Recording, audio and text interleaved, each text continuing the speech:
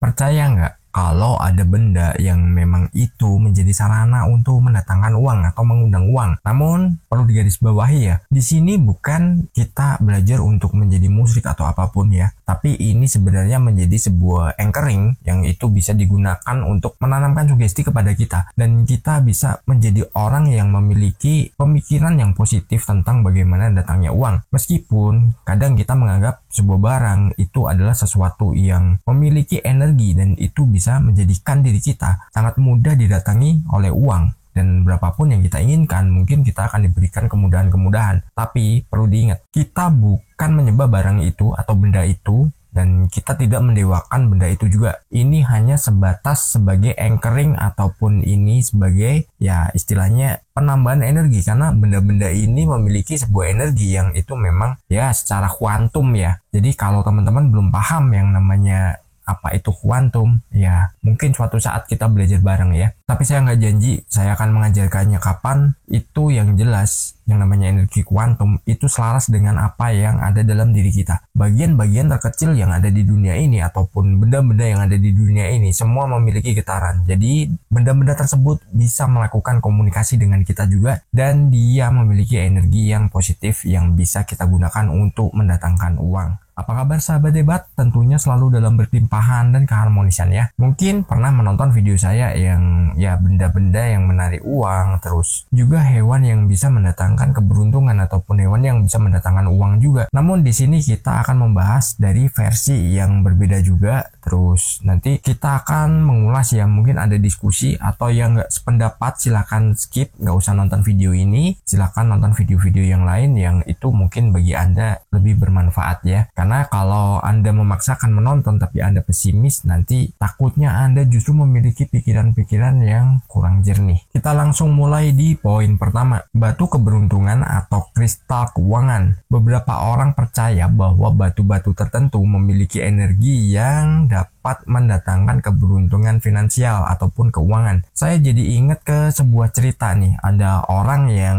dia datang nih ke tempat temennya, terus pas mau masuk rumah, pas mau ngambil kunci nih si tuan rumahnya, ada batu jatuh. Nah habis itu apa? Dia bilang, batu keberuntunganku jatuh. Nah si tamunya ini bertanya lagi, batu keberuntungan apa itu? Nah akhirnya menjelaskan si orangnya ini, si tuan rumahnya, batu keberuntungan itu adalah batu yang selalu dia bawa dan itu membawa sebuah keberuntungan. Tapi bukan untuk disembah ya, itu sebagai pengingat atau sebagai anchoring aja. Akhirnya si orang ini, si tamunya itu bilang, boleh nggak aku bawa karena anakku sedang sakit. Dan akhirnya diberikan kepada temannya tersebut, kepada tamunya itu. Si tamunya ini pulang ke negaranya dan di situ dirinya menggunakan batu itu. Dia merasa ini memang batu keberuntungan. Terus akhirnya apa? Anaknya yang tadinya sakit, ternyata sembuh. Dan begitu beritanya udah sampai kemana-mana, akhirnya apa? Akhirnya si orang tadi yang diberikan batu tadi itu telepon, masih ada nggak batu-batu keberuntungan yang itu bisa kamu kirim ke sini, karena banyak orang mau membeli yang akan digunakan ya segala macam ya, untuk menarik keuangan, untuk kesembuhan, untuk hal-hal apapun. Dan akhirnya masih ada banyak,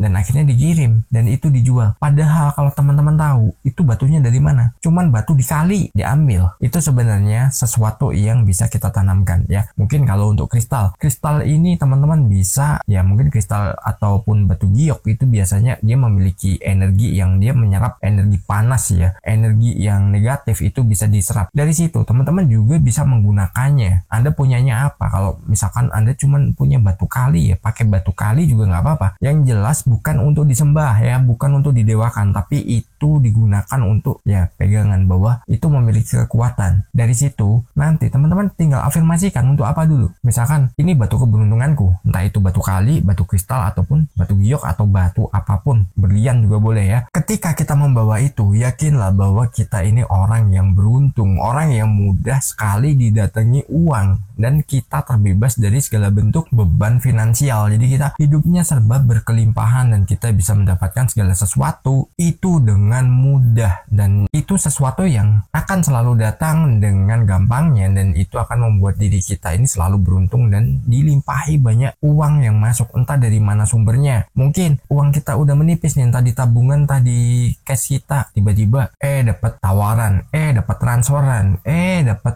apa yang itu memang menghasilkan uang. Nah, itu bukan sesuatu yang nggak mungkin, dan itu sesuatu yang sangat mungkin ya. Jadi jangan ragu lagi. Anda gunakan batu-batu tersebut, ya entah batu apapun terserah, itu buatlah bahwa itu adalah sesuatu yang membuat Anda selalu beruntung. Tapi ingat, bukan kita menyembahnya, bukan kita mendewakannya, bukan kita menduakan Tuhan, tapi itu sebagai anchoring kita ya. Karena apa? Kita menanamkan energi pada batu tersebut ataupun kristal tersebut atau apalah yang Anda akan gunakan. Dan kita lanjut di poin kedua, simbol keuangan atau kekayaan. Simbol-simbol keuangan atau kekayaan ini banyak banget ya, kita bisa menciptakannya, kita bisa membuatnya itu. Ya mungkin kalau gini deh, teman-teman pernah nih mungkin belanja ke toko, entah toko emas, entah toko apapun. Di situ mungkin si pemilik toko ini ada dia memajang patung kucing atau boneka kucing yang tangannya gerak. Mungkin ada yang nggak tahu namanya, itu namanya manekineko. Jadi yang tangannya gerak nih, gini manggil, ada warna emas, ada warna putih. Nah, itu adalah simbol untuk mendatangkan kerezekian ataupun keuangan. Jadi benda apapun terserah, teman-teman nanti bisa simbol-simbol apapun ya, teman-teman bisa buat sendiri. Ataupun nanti teman-teman menggunakan kalung ataupun topi pun juga bisa. Dan buatlah itu adalah simbol kekayaan dan simbol kebebasan finansial. Yang jelas buatlah itu adalah simbol keuangan dan simbol kekayaan. Nah, dari situ ketika kita udah menanamkannya, kita udah memiliki benda-benda tersebut, atau mungkin bahkan HP teman-teman pun mau dianggap wah ini simbol untuk kekayaan dan ini keuangan. Mungkin wallpapernya teman-teman gambarkan atau teman-teman pasang tuh foto-foto tumpukan uang ataupun kemewahan-kemewahan yang teman-teman ingin dapatkan, itu juga bisa ya. Yang jelas buatlah simbol itu sendiri, ciptakan sendiri, bukan untuk disembah. Ingat ya, di sini bukan untuk disembah. Nanti ada yang komen aneh-aneh, ya mending nggak usah nonton. Jadi ketika kita udah memiliki simbol-simbol tersebut, kita udah membuat sebuah simbol yang itu memang kita rancang, itu adalah simbol keuangan dan kekayaan. Kita sugestikan bahwa itu memiliki energi yang itu bisa menarik banyak banget keberlimpahan yang akan datang kepada kita. Rasakan aja, kita dengan mudahnya nih mendapatkan uang, kita mendapatkan ya segala sesuatu yang memang itu menjadi tujuan kita, dan kita bisa mendapatkan dengan mudahnya. Tentu saja dengan hati yang gembira. Buat apa Anda menerima banyak uang tapi Anda sedih, Anda murung, Anda nanti sakit hati atau apapun yang itu membuat Anda justru nggak nyaman ya. Jadi ciptakan itu dan buatlah itu adalah sesuatu yang nyata ya. Kita lanjut di poin ketiga, buku atau vision board keuangan. Menciptakan buku visi atau papan visi dengan gambar-gambar yang memiliki tujuan keuangan dapat membantu fokus pada aspirasi finansial dan meningkatkan keyakinan dalam mencapainya. Buku visi itu adalah dream book, atau mungkin teman-teman yang biasa melakukan scripting. Dari situ teman-teman bisa tuliskan apa yang diinginkan, tapi semua ditulis sudah didapatkan dan sudah dimiliki. Kalau udah terkabul, kasih tanggalnya. Kalau belum terkabul, jangan kasih tanggalnya. Nanti misalkan udah terkabul ya, misalkan tanggal 1 Desember ya udah 1 Desember 2023 misalkan. Nah, itu teman-teman bisa isikan setelah itu sudah didapatkan. Terus bagaimana nih kita caranya membuat yang namanya dream board, papan impian. Nah, kita pernah bahas juga ya. Jadi teman-teman nih buat sebuah papan, di situ pajang semua mungkin keuangan itu nilainya berapa. Pasang dengan jelas gambar-gambar ya, mungkin uang berapa. Terus nanti teman-teman juga bisa pasang di situ gambar rumah atau gambar mobil atau apapun yang teman-teman inginkan. Dan luangkan waktu setiap hari, misalkan yang di buku visi ya, itu teman-teman di dream booknya itu bisa baca sebelum tidur ya, seolah-olah udah dimiliki ya. Rasakan juga bahwa itu semua udah ada. Misalkan yang dream board ya, pokoknya inputkan aja gambar yang teman-teman pasang itu adalah sesuatu yang udah teman-teman miliki ya. Habis itu lupakan, jangan pernah diinget-inget lagi. Ketika kita udah melakukan hal-hal tersebut, nanti pikiran bawah sadar kita ini akan bekerja dan dia akan mewujudkannya. Karena apa? Dia akan tersinkronisasi dengan yang namanya alam semesta. Nah, dari situ alam semesta akan mengkondisikan bagaimana biar kita mendapatkan semua itu. Nah, ketika kita udah mendapatkannya, jangan lupa kita tingkatkan lagi. Kadang gini, kita bekerja nih, tapi kita nggak punya impian. Ya hidup kita gajinya segitu-segitu aja. Kita nggak punya target dan itu nggak akan ada jalan. Karena apa? Ya sudah, maunya segitu ya udah dikasih. Kita lanjut di poin keempat. Uang koin sebagai pengingat. Menyimpan uang koin di tempat yang sering dilihat dapat menjadi pengingat visual tentang keberlimpahan berlimpahan dan melibatkan energi positif terkait uang. Teman-teman bisa membuat simbol nih uang ya dari uang koin.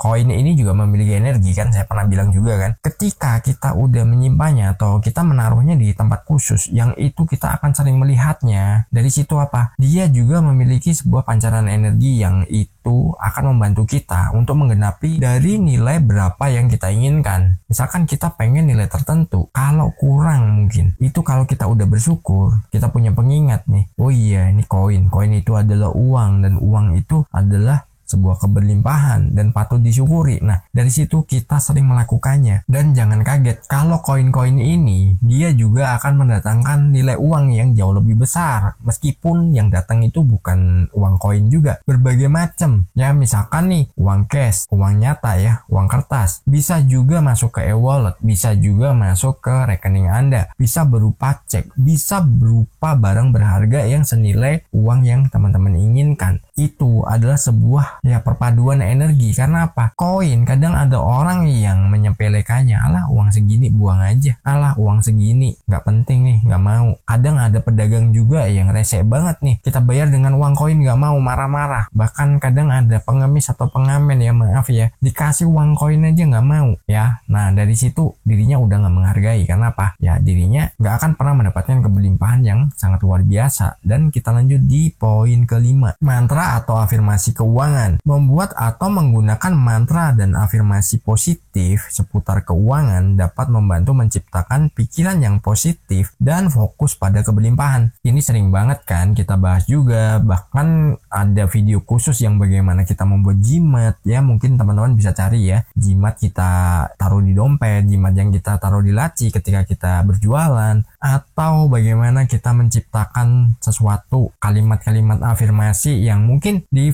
beberapa video sebelum ini ya, itu udah saya buatkan juga bagaimana afirmasinya. Teman-teman bisa ikuti juga, silahkan cari videonya, di situ ada penjelasannya juga. Terus tinggal ikuti aja, rasakan semua itu udah dimiliki dan semua itu udah didapatkan dan teman-teman siap menerima semua itu. Teman-teman, di sini benda-benda ini bukan untuk kita menduakan Tuhan. Benda-benda di sini hanya menjadi sebuah anchoring dan itu kita menyelaraskan energi kita biar kita mendapatkan keberuntungan. Meskipun kita juga ya wajib ya meminta segala sesuatunya kepada Tuhan. Tapi bagaimana cara memintanya, bagaimana cara kita berdoanya, itu ada tekniknya. Jadi jangan salahkan juga kalau kita meminta sesuatu sama Tuhan dikasih sebaliknya. Karena apa? Kita menggunakan doanya itu ya mungkin ada sebuah hal yang harus direvisi dan harus dibenerin dulu. Jadi nanti teman-teman bisa belajar dan teman-teman ikuti terus di channel ini ya. Kalau perlu share nih sebanyak-banyaknya, yang belum subscribe silahkan subscribe karena banyak banget hal yang nanti akan saya sampaikan dan kita bisa diskusikan bersama dan teman-teman bisa mendapatkan ya banyak banget wawasan dan mungkin bisa menambah ilmunya yang bisa teman-teman bagikan juga ke orang lain.